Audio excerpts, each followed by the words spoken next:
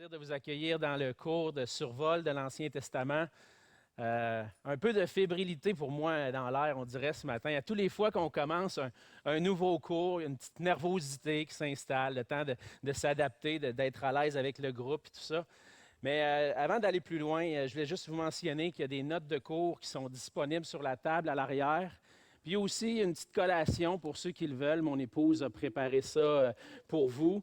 Elle a cette belle habitude-là de préparer la petite collation pour ma classe. Donc, si vous voulez, vous pouvez la prendre à l'arrière. Donc, j'aimerais vous inviter ce matin à tourner avec moi dans le psaume 19. Avant d'aller dans un mot de prière et d'aller plonger dans le cours, j'aimerais qu'on puisse prendre le temps de lire ce psaume. Le psaume 19. Au chef des chantres, psaume de David.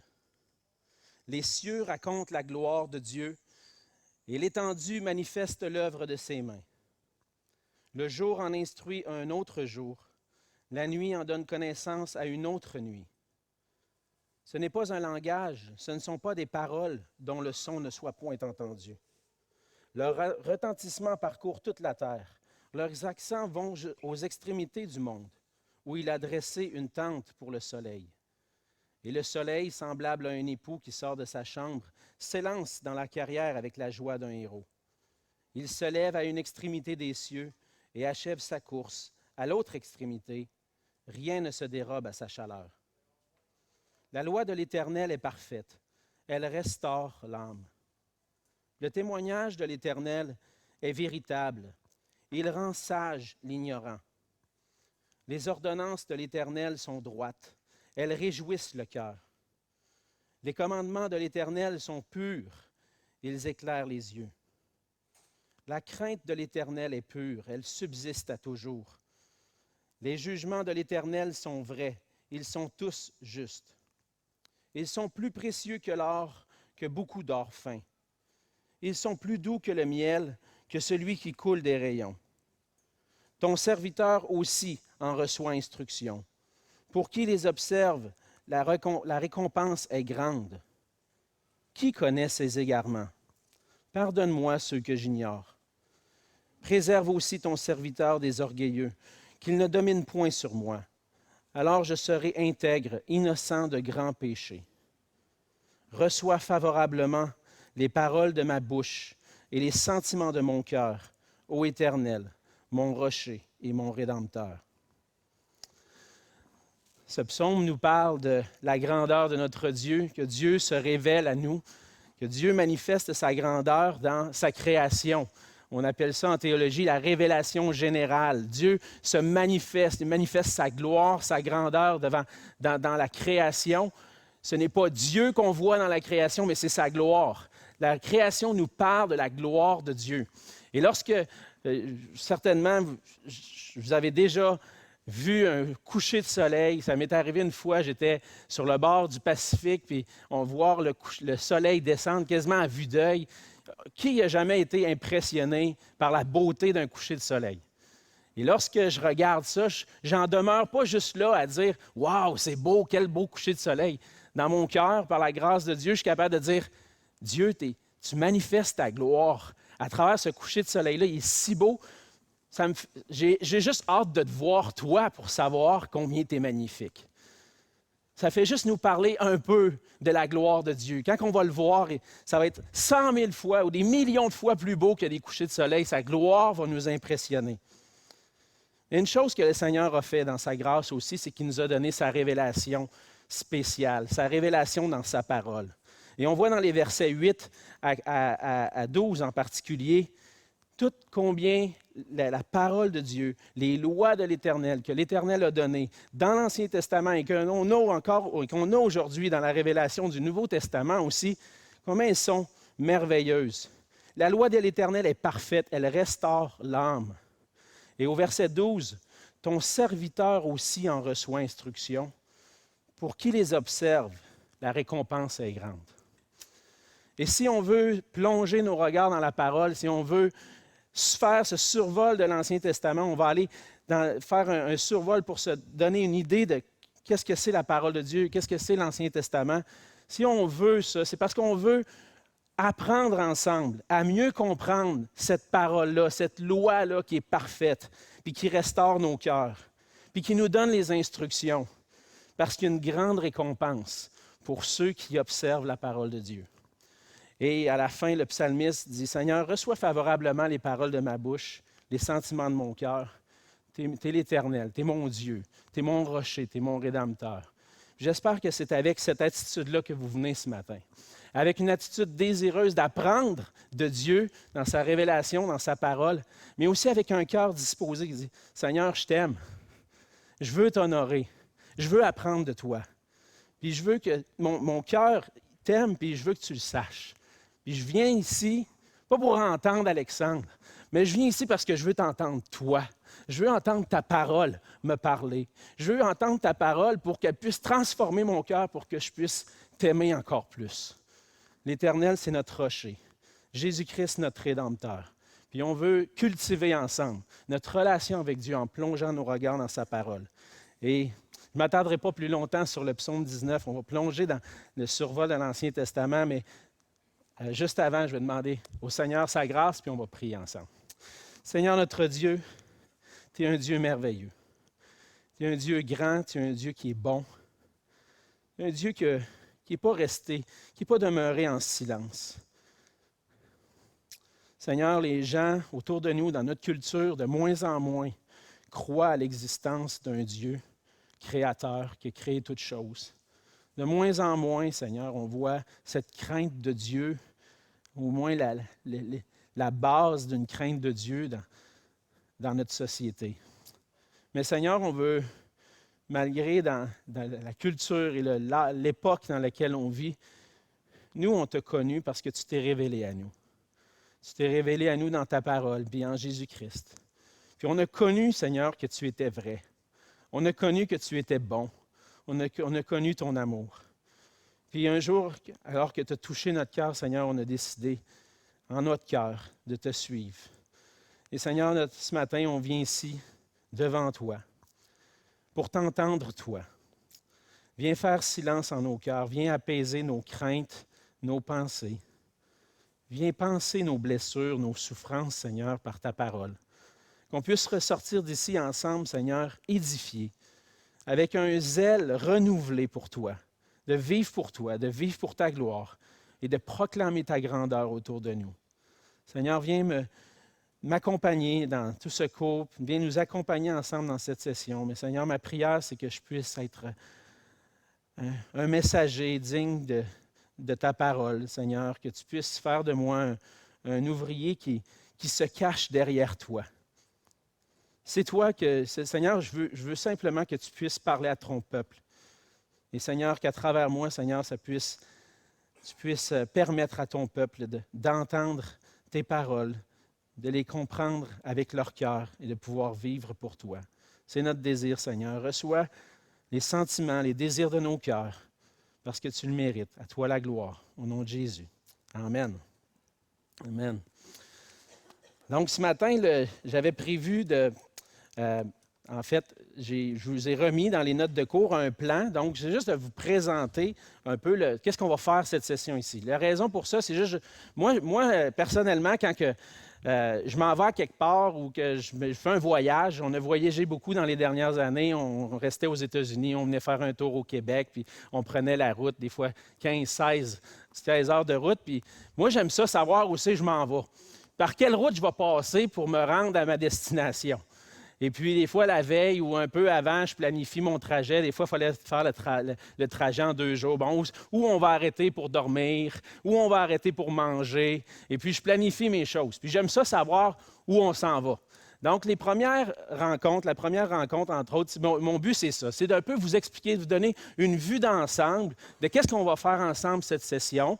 Et puis, après ça, d'aller peut-être dans des éléments un peu plus pour répondre à certaines questions que des fois les gens peuvent avoir. Et puis, vous allez le voir, là, dans 2 semaines, on va commencer à plonger un peu plus dans le texte des Écritures. Mais je trouvais ça bon de peut-être donner quelques éléments de préparation préparatifs de base pour nous aider à arriver, lorsqu'on va arriver avec le texte, puis à plonger dans le texte biblique, qu'on puisse avoir des outils qui nous aident à comprendre, à mieux interpréter la parole de Dieu, puis surtout les Écritures de l'Ancien Testament. Donc, le cours, c'est une introduction, en fait, c'est une première partie, parce que le cours est développé, le survol de l'Ancien Testament est développé sur 2 sessions. Donc, dans cette session, on va faire une introduction au livre de la loi, qu'on appelle le Pentateuque, puis au livre historique de l'Ancien Testament. Donc, on va couvrir les livres de la Genèse jusqu'à Esther. Puis, le but, ce n'est pas de plonger dans tous les détails. On n'aura pas le temps en une session de tout puiser tous les détails de ces livres-là, mais plutôt d'avoir une vue d'ensemble qui nous permet de comprendre le message et le contenu important de chaque livre. Et donc, le but, c'est de présenter le message de chacun des livres et puis leur place. Quel rôle chaque livre joue dans la révélation, si je pourrais dire, progressive du plan rédempteur de Dieu. Donc, on veut prendre chacun des livres et comprendre c'est quoi son message et comment ce livre-là est lié à l'ensemble de la révélation de Dieu. Donc, on va aller ensemble dans des passages pour ça. Et donc, ce qu'on veut dans le cours, c'est présenter une introduction générale de l'origine des textes. On veut comprendre c'est qui l'auteur, à quel moment ça a été écrit. Souvent, de comprendre à quel moment ça a été écrit, ça nous aide à avoir une perspective de à qui ça s'adressait. Si je vous donne l'exemple, je vais juste donner rapidement l'exemple du livre des Chroniques. Les Chroniques nous racontent l'histoire d'Israël, puis des fois, on va lire les rois, le livre des rois, puis après ça, on va tomber dans les Chroniques, puis on dit, bien, c'est la même histoire finalement, on dirait qu'il n'y a pas de différence, même il y a des passages que ça nous raconte exactement la même histoire. C'est quoi le lien entre les deux? Mais lorsqu'on considère à quel moment a été écrit le livre des Chroniques, ça nous aide à comprendre à qui ça s'adressait.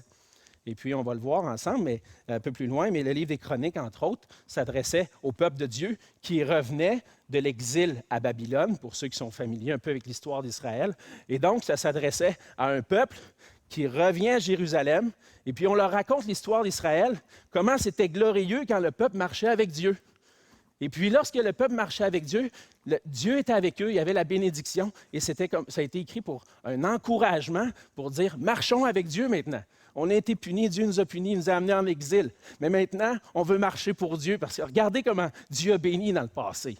Donc, juste de savoir ça, c'est comme, ça amène une autre perspective au livre des Chroniques, et puis c'est important de saisir ça. Donc, c'est des détails qu'on a besoin des fois pour mieux comprendre le texte.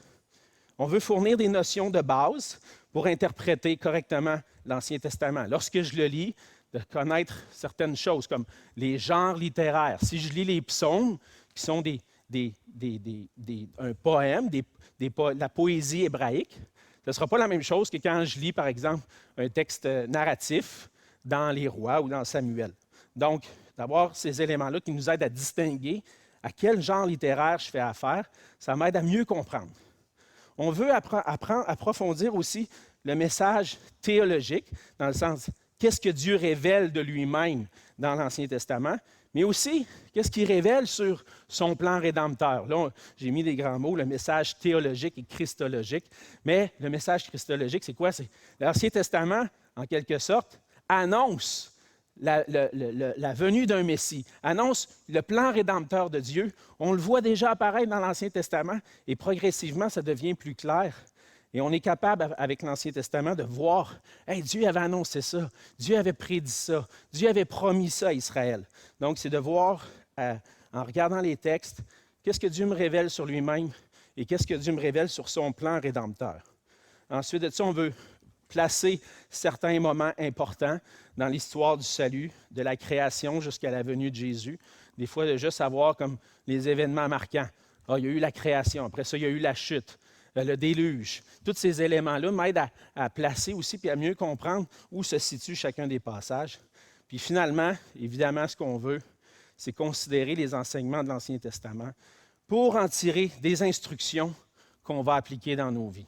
Et on va voir ça un petit peu plus aujourd'hui, même certains passages qui nous montrent à quoi c'est utile, ça, l'Ancien Testament. Donc, vous avez un calendrier, vous avez le parcours que nous allons prendre pendant la session. Dieu voulant, on va suivre ce plan-là. Et puis, ça va nous permettre, pendant la session, de passer à travers le Pentateuque et les livres historiques.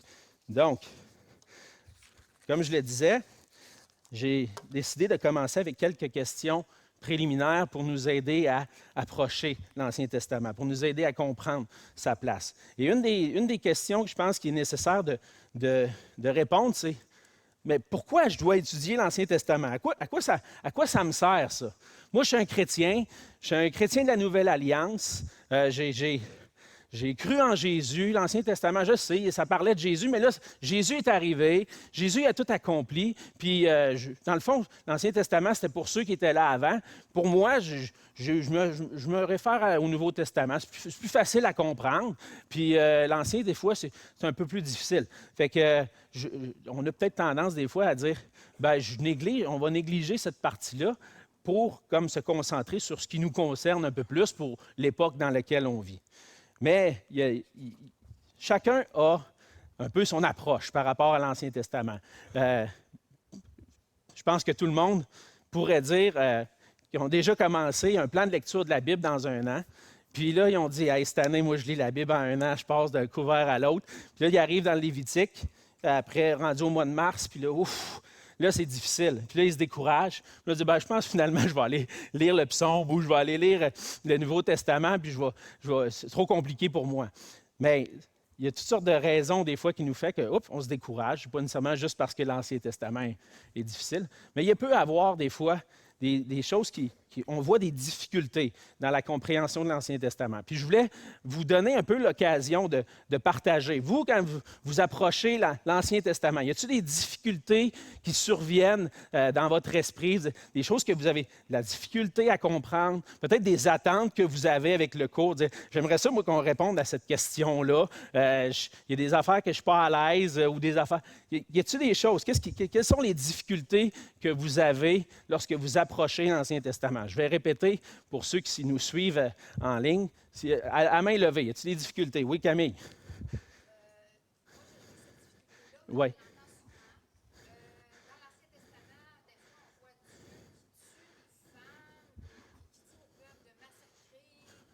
Oui.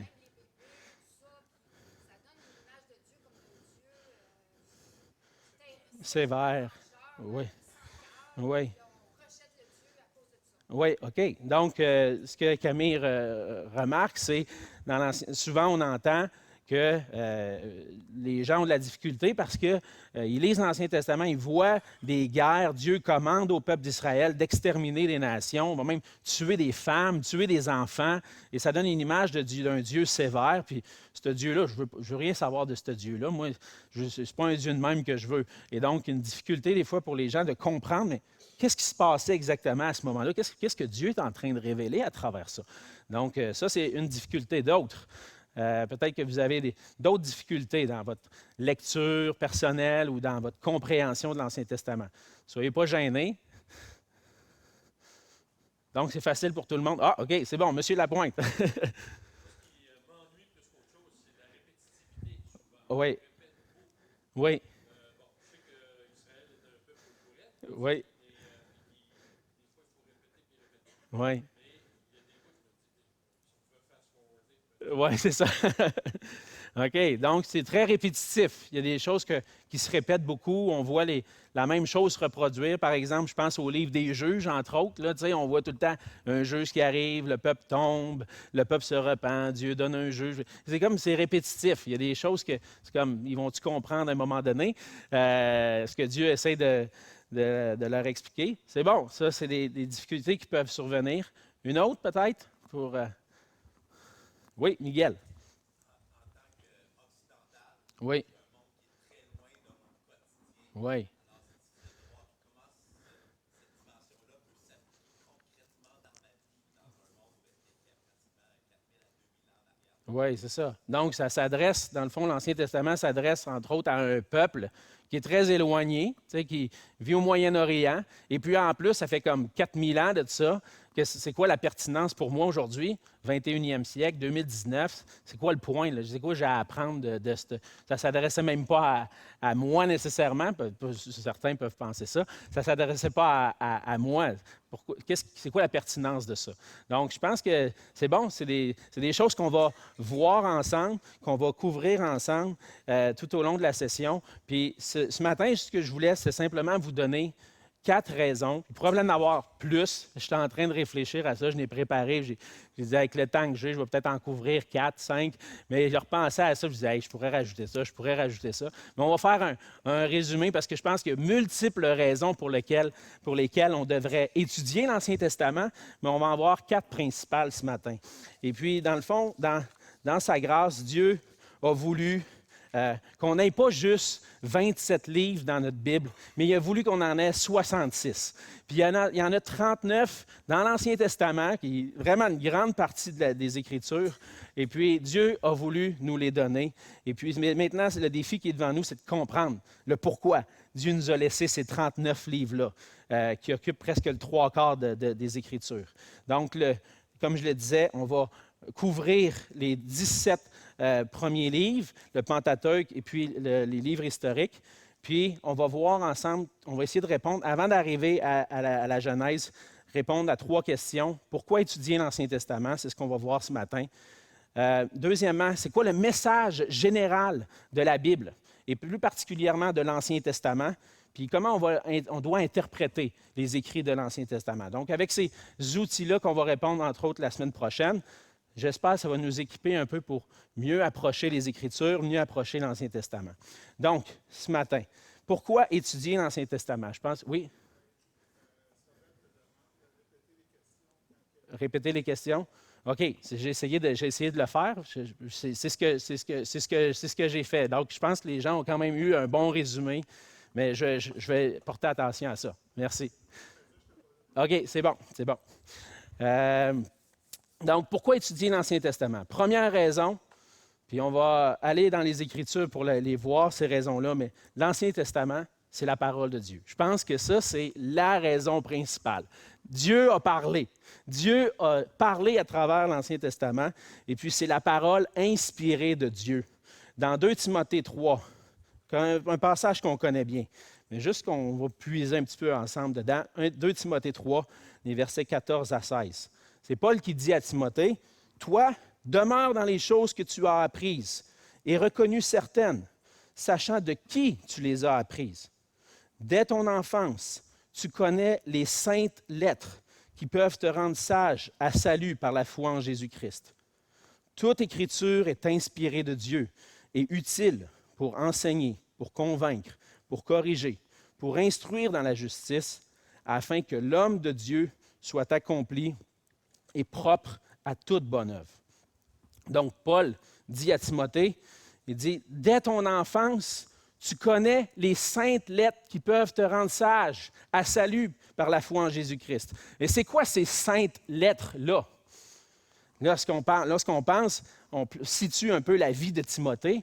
Timothée avait à peu près, quand Paul lui dit ça, il avait peut-être 35, 40 ans à peu près. Là. Il est un jeune homme.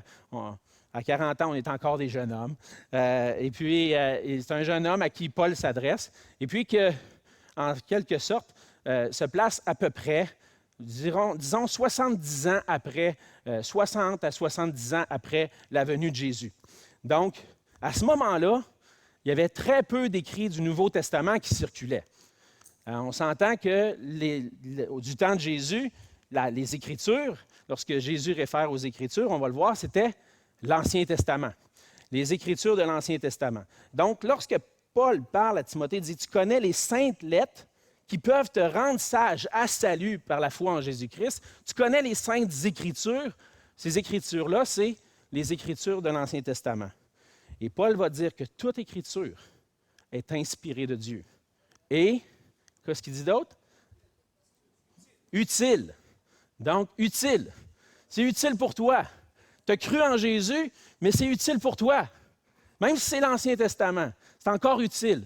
Utile pourquoi? Pour enseigner, pour convaincre, pour corriger, pour instruire dans la justice, pour qu'on puisse être des hommes et des femmes de Dieu accomplis et propres à toute bonne œuvre. Donc, Paul dit, les Écritures, toutes les Écritures, c'est Dieu qui parle.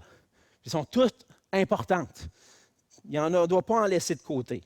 Et à travers ça, Paul est en train de dire, attarde-toi à l'étude des Écritures, puis l'Ancien Testament aussi. Et puis, à travers ça, tu vas apprendre des choses. Tu vas apprendre à connaître ton Dieu. Tu vas être convaincu, des fois, dans ton péché.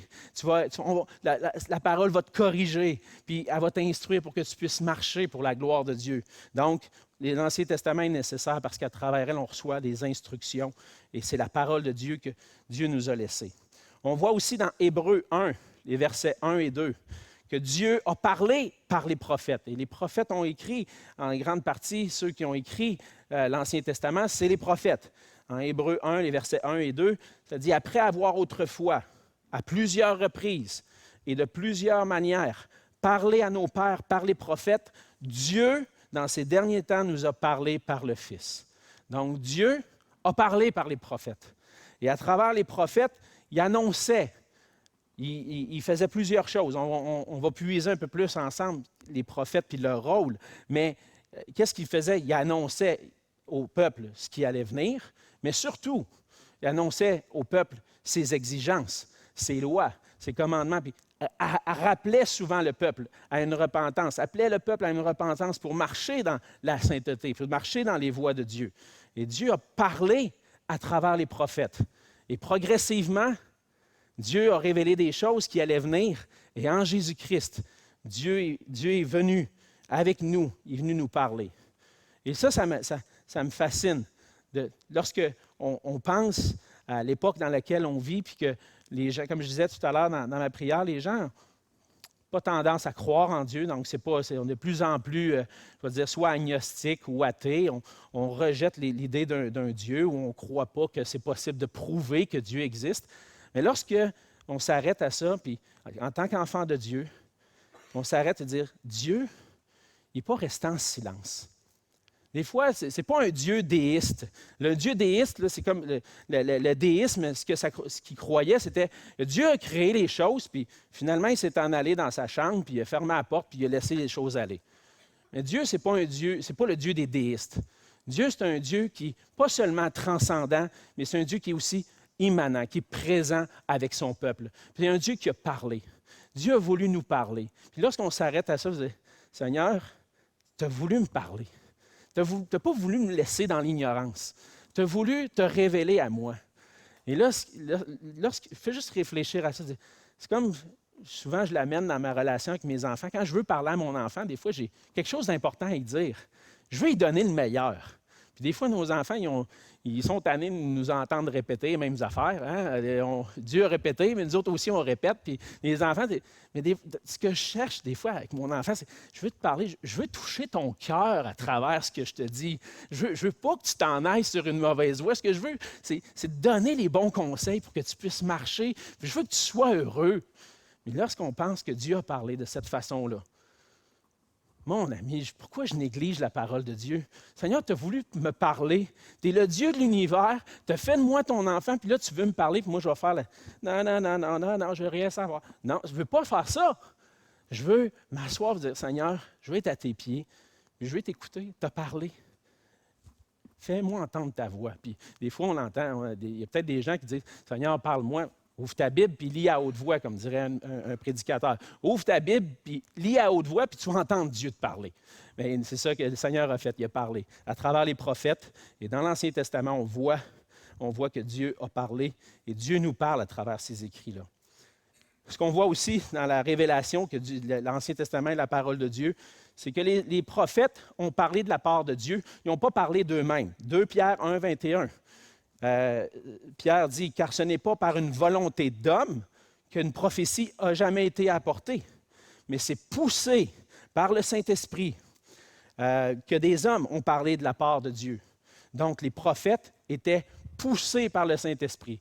Ils n'ont pas comme dit, bon, mais je pense que Dieu veut dire ça, fait que je vais dire ça au peuple. Non, il y avait parfois, Dieu, c'est directement adressées aux prophètes. On pense par exemple à Moïse qui était sur la montagne, puis Dieu a même écrit de son doigt sur les tables de pierre les commandements. Parfois, il s'adressait aux prophètes. Et puis eux, poussés par le Saint-Esprit, dirigés par Dieu lui-même, ont apporté cette parole-là au peuple et ont même mis par écrit ces paroles-là. Donc, c'est poussé par le Saint-Esprit. Ce n'est pas de leur propre chef. Ils n'ont pas décidé un jour de dire « Moi, je vais dire ça, c'est ça que Dieu veut dire. » Non, poussé par l'Esprit parce que Dieu lui-même agissait en eux par le Saint-Esprit. Donc, les écrits qu'on a, on peut dire que c'est la parole de Dieu parce qu'elles sont inspirées, mais on sait aussi que les prophètes étaient poussés de la part de Dieu, conduits par le Saint-Esprit. Et l'Ancien Testament, c'est la parole de Dieu. Jésus l'a enseigné de cette façon-là aussi. Lorsque Jésus est venu sur la terre, lorsque Jésus enseignait au peuple, il ouvrait les Écritures au peuple devant le peuple dans la synagogue, il allait lire dans l'Ancien Testament. On le voit un récit dans Luc 4, entre autres, Luc 4, les versets 16 à 21. C'est Jésus, il se rendit à Nazareth, où il avait été élevé, et selon sa coutume, il entra dans la synagogue le jour du sabbat. Il se leva pour faire la lecture, et on lui remit le livre du prophète Ésaïe. L'ayant déroulé, il trouva l'endroit où il était écrit « L'Esprit du Seigneur est sur moi, parce qu'il m'a oint pour annoncer une bonne nouvelle aux pauvres. Il m'a envoyé pour guérir ceux qui ont le cœur brisé, pour proclamer aux captifs la délivrance et aux aveugles le recouvrement de la vue, pour renvoyer libres les opprimés. » Et ensuite, il roula le livre, le remit au serviteur et s'assit. Tous ceux qui se trouvaient dans la synagogue avaient les regards fixés sur lui. Il vient de lire les Écritures. Qu'est-ce qu'il va dire maintenant? Alors il commença à leur dire, « Aujourd'hui, cette parole de l'Écriture que vous venez d'entendre est accomplie. » Donc, Jésus prend l'Ancien Testament, il est en train d'expliquer, de dire, « Voici tout ce qui a été annoncé. Ça est en train de s'accomplir à travers moi maintenant. » Et puis aussi Jésus, évidemment, il a enseigné, lorsqu'on lit le Sermon sur la montagne, fait référence à la loi et vient même un peu élever le standard de Dieu. On pense à des commandements, par exemple, tu ne commettras pas d'adultère. Là, Jésus dit, bien, le fond, l'esprit de cette loi-là, c'est-à-dire, quand tu te convoites dans ton cœur, tu es en train de commettre l'adultère. Alors Jésus vient augmenter, même souligner certains aspects de la loi de Dieu, mais il a pris l'Ancien Testament pour l'enseigner. Puis à la fin, dans Luc 24, verset 44, il parle aux disciples sur le chemin d'Emmaüs, puis il leur dit, « C'est là ce que je vous disais lorsque j'étais encore avec vous, qu'il fallait que s'accomplisse tout ce qui est écrit de moi dans la loi de Moïse, dans les prophètes et dans les psaumes. » Et lorsque Jésus fait référence à la loi de Moïse, les prophètes et les psaumes, il fait référence aux 3 sections qu'on trouve dans l'Ancien Testament, qui est la loi de Moïse, le Pentateuque, les prophètes qui couvrent une partie des livres historiques de Josué jusqu'à Esther, et puis les écrits, les psaumes, qui étaient des livres poétiques, et quelques prophètes qui étaient aussi, comme le prophète Daniel, qui se trouvait dans les écrits. Donc, les Juifs n'avaient pas le même ordre dans dans leurs Écritures que nous, on a. Lorsqu'on prend la Septante, on voit qu'il y avait un ordre différent. Nous, on a comme 4 sections, le Pentateuque, les livres historiques, les livres poétiques et les livres prophétiques. Eux, c'était organisé différemment. Entre autres, les chroniques, nous, sont dans les livres historiques. Eux, ça se retrouvait dans les écrits. Mais Jésus fait référence à l'ensemble de l'Ancien Testament en disant, la loi de Moïse, les prophètes et les psaumes, je vous l'enseigne. C'est moi qui viens d'accomplir ce qui était écrit dans ces écrits-là. Donc, qu'est-ce que Dieu a fait à travers l'Ancien Testament? Dieu s'est révélé. L'Ancien Testament, c'est la parole de Dieu. Et donc, ça, c'est la première raison qu'on voit ensemble ce matin. La raison pour laquelle je devrais l'étudier, c'est que Dieu a parlé, et je veux l'écouter maintenant. Et je veux entendre comment ce plan rédempteur-là a commencé dans l'Ancien Testament et puis s'est accompli en Jésus-Christ. Et on va voir aussi, deuxième raison, qu'on a besoin de l'Ancien Testament pour mieux comprendre le Nouveau Testament. Et une des raisons pour ça, c'est qu'il se trouve dans le Nouveau Testament toutes sortes de choses dans la culture juive que c'est mentionné dans le Nouveau Testament, des choses qui semblaient totalement comme normales ou dans cette culture-là, que nous, si on ne l'a pas. On ne vit pas dans cette époque-là.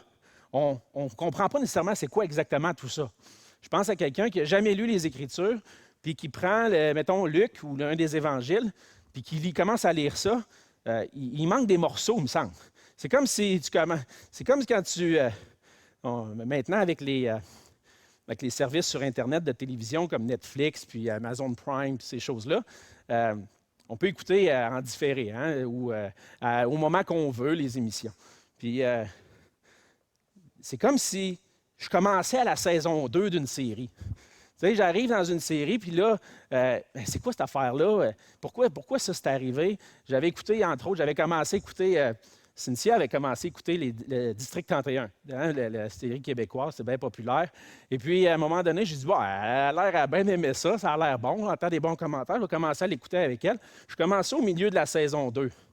Mais bon, avant de réussir à avoir un portrait, ça prend du temps. Puis là, j'ai dit à un moment donné, il faudrait bien que j'aille écouter la première saison pour m'aider à comprendre.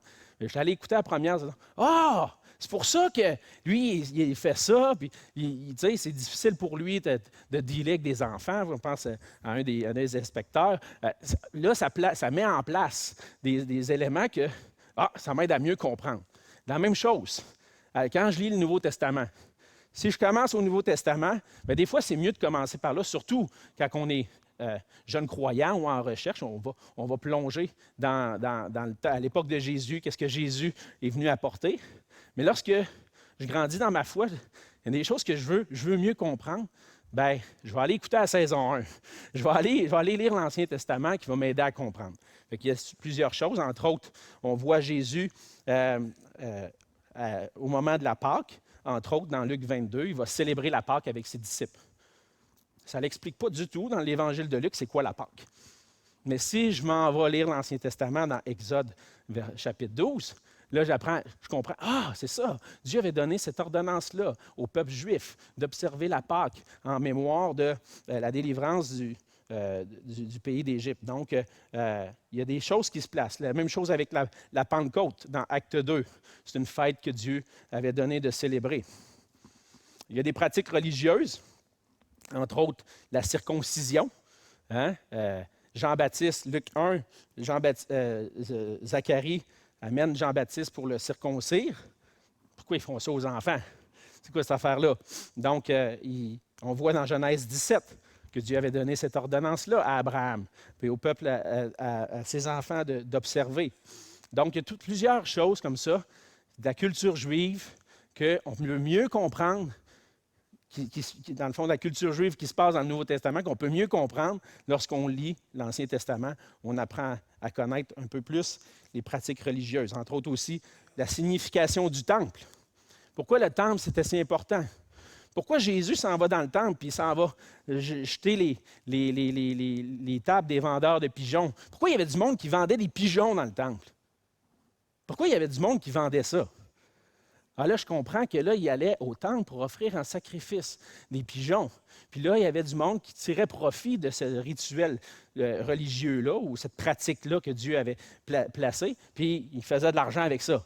C'est comme, je ne donnerai pas trop d'exemples, mais il y en a qui ont déjà vendu des affaires pour te faire croire que ça va t'aider, ou ils ont voulu faire de l'argent avec des éléments religieux. Donc, on voit ces choses-là dans l'Ancien Testament. Ça nous aide à comprendre aussi les événements du Nouveau. Et puis surtout, les attentes envers le Messie. On voit que les disciples avaient des attentes envers le Messie. Il arrive à la fin de sa vie, après sa résurrection. Jésus est sur la montagne des Oliviers avec ses disciples, en Acte 1. Puis là, OK, c'est beau, tu es mort, tu es ressuscité. Est-ce que c'est dans ce temps-là que tu vas rétablir Israël? Mais on attendait un Messie qui allait nous délivrer là, de l'Empire romain puis de tous ceux qui nous assaillent depuis des décennies, des siècles. On attendait un Messie qui venait nous délivrer de ça. Là Jésus dit, pas maintenant. Mais pourquoi il y avait ces attentes-là envers le Messie? Il y avait des prophéties qui annonçaient ça, mais qui ne se sont pas toutes accomplies du temps de Jésus. Il reste des choses à venir. Mais il y a ces attentes-là que le peuple juif avait envers le Messie nous amène à comprendre un peu plus aussi pourquoi il y avait de l'incrédulité chez il y avait la dureté du cœur, évidemment, là, mais l'incrédulité parfois chez les gens qui étaient sceptiques. C'est-tu vraiment le Messie? Le Messie qui va venir, pas le même qui va être. Mais Dieu est venu accomplir sa parole d'une façon différente de ce que les gens s'attendaient. Et puis, on le voit, entre autres, les attentes qu'il y avait envers Israël en étudiant l'Ancien Testament. Troisième raison, l'enseignement des apôtres trouve son fondement dans l'Ancien Testament. Lorsque Paul va défendre le salut par la foi seule, dans Romains 4, Paul va dire, « Car que dit l'Écriture? Abraham crut à Dieu, et cela lui fut imputé à justice. Or, à celui qui fait une œuvre, le salaire est imputé, non comme une grâce, mais comme une chose due. Et à celui qui ne fait point d'œuvre, mais qui croit en celui qui justifie l'impie, sa foi lui est imputée à justice. » Donc, Paul prend l'argument de dire, le salut par la foi seul, c'est pas nouveau cette affaire-là. Le salut par la foi, c'est comme ça qu'Abraham a reçu la justice. C'est comme ça qu'Abraham a été justifié. Pourquoi? Parce qu'Abraham a cru à Dieu. Et c'est ce qu'on voit dans Genèse 15, verset 6. Abraham eut confiance en l'Éternel qui lui imputa à justice. Et donc, on voit que le fondement de l'enseignement des apôtres, entre autres avec le salut par la foi, était fondé sur ce que Dieu accomplissait déjà avec Israël. On voit aussi que dans le Nouveau Testament, le salut est accordé aux nations, pas juste à un peuple en particulier. Lorsque Dieu a révélé son plan de salut puis qu'il a fait une alliance avec Israël, en quelque sorte, Israël a pris un peu ça pour lui, puis il a dit, bien, ça c'est le salut, c'est mon Dieu, puis tous les autres, vous êtes des étrangers, puis Dieu ne vous a pas choisi. Mais c'était quoi l'intention de Dieu en choisissant Israël? C'était pas juste que ça demeure à Israël, mais que c'est un salut qui allait s'étendre dans les nations. Puis on voit même que certains ont été sauvés, des étrangers d'Israël ont été sauvés dans l'Ancien Testament. Mais cet accomplissement-là du salut aux nations, qu'on voit entre autres dans Galates au chapitre 3, Dieu l'avait annoncé à Abraham dès le début de l'histoire d'Israël, lorsqu'il a fait alliance avec Abraham. Dans Genèse 12, il a donné une promesse à Abraham, « Je ferai de toi une grande nation, je vais te bénir, je vais rendre ton nom grand, tu vas être une source de bénédiction, puis je bénirai ceux qui te béniront, et je maudirai ceux qui te maudiront, et toutes les familles de la terre seront bénies en toi. » Déjà, Dieu annonçait à travers Abraham qu'un salut qui allait venir, qui s'adresse à toutes les nations. Et nous, ce qu'on sait maintenant, c'est qu'à travers Jésus-Christ, qui est la descendance d'Abraham, Dieu veut bénir toutes les nations. Dieu veut que toutes les nations puissent goûter à sa bénédiction, d'être en relation avec lui par le salut qu'il a accompli en Jésus-Christ. D'autres éléments qu'on voit dans le Nouveau Testament, l'appel à vivre dans la sainteté, entre autres dans 1 Pierre 1, versets 14 à 16, Pierre dit, « Vous avez besoin d'être, maintenant que vous êtes des chrétiens, maintenant que vous avez accepté Christ, maintenant conformez-vous pas à ce que vous étiez avant, parce que vous avez été appelés à Dieu. » Puis il y a quelque chose qui n'a pas changé entre l'Ancien et le Nouveau Testament, c'est « Vous allez être saints parce que je suis saint. Vous êtes mon peuple, vous êtes appelés à être saints. » Et c'est ce que Dieu avait déjà enseigné dans l'Ancien Testament au peuple d'Israël. « Vous vous sanctifierez, vous serez saints car je suis saint. » Dans Lévitique 11, 44. Donc, à cause que Dieu est saint, son peuple doit être saint. C'est un enseignement qui avait déjà commencé avec Israël et c'est là-dessus que les apôtres se sont fondés pour dire maintenant, comme croyants en Jésus-Christ, comme chrétiens, on est le peuple de Dieu maintenant. On a été inclus avec le peuple de Dieu et on doit être saints, nous aussi, on doit marcher dans la volonté de Dieu et se préserver pour sa gloire. Donc, ça, c'est certains enseignements des apôtres qui étaient fondés sur l'Ancien Testament. Et lorsque je les lis dans le Nouveau Testament, là, ça m'aide, après ça, lorsque j'ai lu l'Ancien Testament, ça m'aide à mieux les comprendre. C'était quoi les exigences et qu'est-ce que ça veut dire exactement de marcher dans la sainteté, d'être saint. Et on voit ces choses-là développées dans l'Ancien Testament. Donc, quatrième raison, et on va terminer avec ça, une raison qui est quand même importante, puis je pense que ça vient nous rejoindre aujourd'hui, nous, à notre époque, maintenant. Je pense que toutes les choses que j'ai dit avant aussi s'appliquent à nous, mais là, ça devient plus concret, on dirait. Les histoires puis les personnages de l'Ancien Testament sont des exemples pour nous. Lorsque les apôtres ont enseigné, entre autres Paul, a mentionné que l'Ancien Testament a été écrit pour notre instruction à nous aussi. On l'a vu dans 2 Timothée 3,16, mais Paul le mentionne particulièrement dans Romains 15, au verset 4. Il va dire « Or, tout ce qui a été écrit d'avance l'a été pour notre instruction, afin que par la patience et par la consolation que donnent les Écritures, nous possédions l'espérance. » Donc, ce qui a été écrit d'avance, c'est pour notre instruction à nous aussi. Les événements de l'Ancien Testament sont arrivés pour nous servir d'exemple.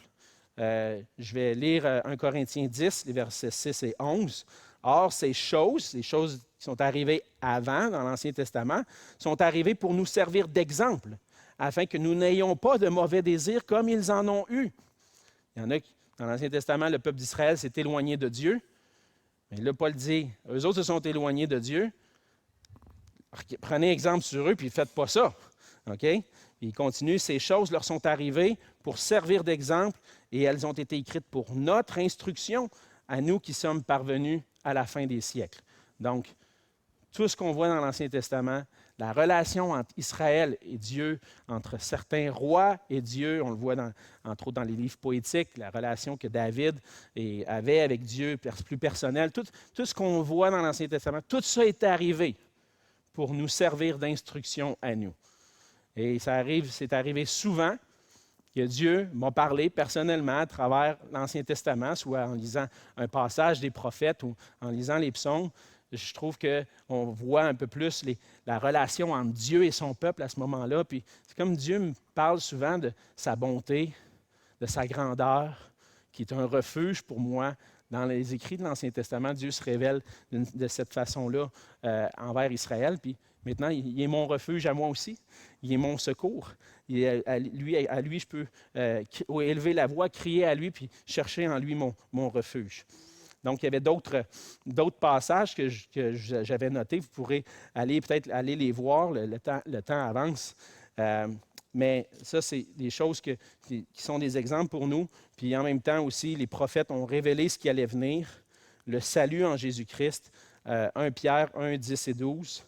Les prophètes qui ont prophétisé touchant la grâce qui vous était réservée ont fait de ce salut l'objet de leur recherche et de leur investigation. Et ils voulaient sonder l'époque et les circonstances marquées par l'Esprit de Christ qui était en eux et qui attestait d'avance les souffrances de Christ et la gloire dont elles seraient suivies. Il leur fut révélé que ce n'était pas pour eux-mêmes, mais pour vous, qu'ils étaient les dispensateurs de ces choses que vous ont annoncées.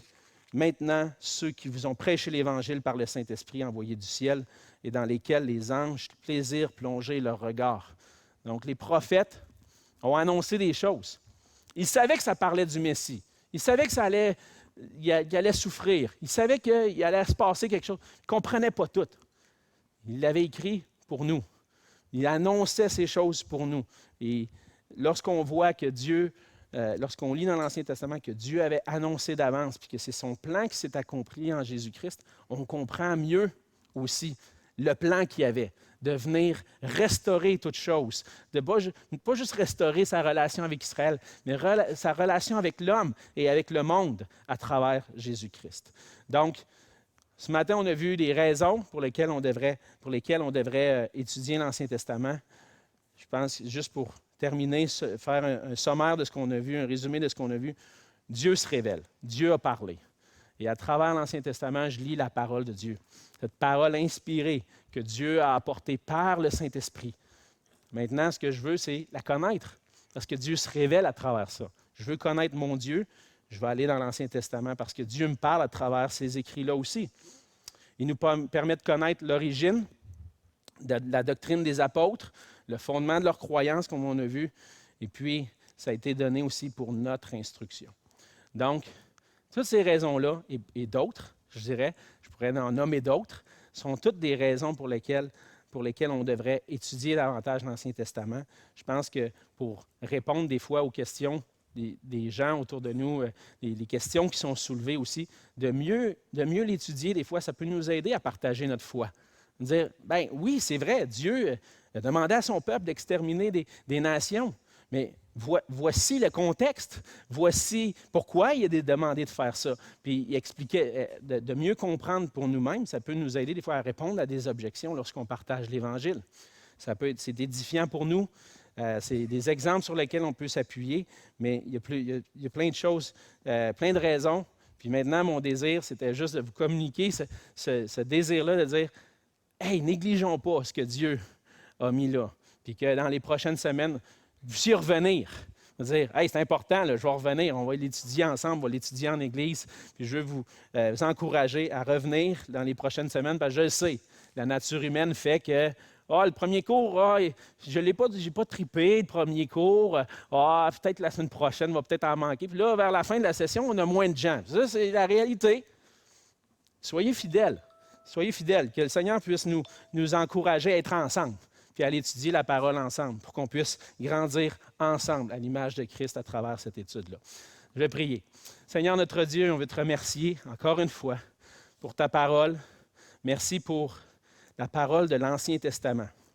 Seigneur, combien de fois j'ai été édifié de découvrir comment tu es un Dieu qui est au contrôle de toutes choses, parce qu'on te voit agir directement avec le peuple d'Israël dans l'Ancien Testament, puis on voit que tu avais tout planifié d'avance pour accomplir notre salut en Jésus-Christ. Et lorsqu'on te découvre à travers ces écrits-là, Seigneur, on apprend à te connaître. Puis on apprend à connaître notre Dieu, puis que notre Dieu n'est pas contre nous, il est avec nous, parce qu'on a trouvé en toi le salut en Jésus-Christ. Et Seigneur, aide-nous à désirer ta parole, désirer en recevoir instruction, parce que la récompense est grande pour qui les observe. Seigneur, parle à nos cœurs tout au long de la session, même parle à mon cœur à moi aussi, Seigneur, qui souvent veut passer à côté des bénédictions que tu nous donnes dans ta parole. Et qu'ensemble, on puisse être fortifiés en toi, à cause que c'est toi qui parles à travers ta parole. Et Seigneur, viens nous bénir aussi pendant cette célébration qui va suivre. Dispose nos cœurs à te louer, à t'adorer, puis à recevoir encore une fois l'instruction qui vient de toi. Et c'est au nom de Jésus que je te prie. Amen. Que Dieu vous bénisse.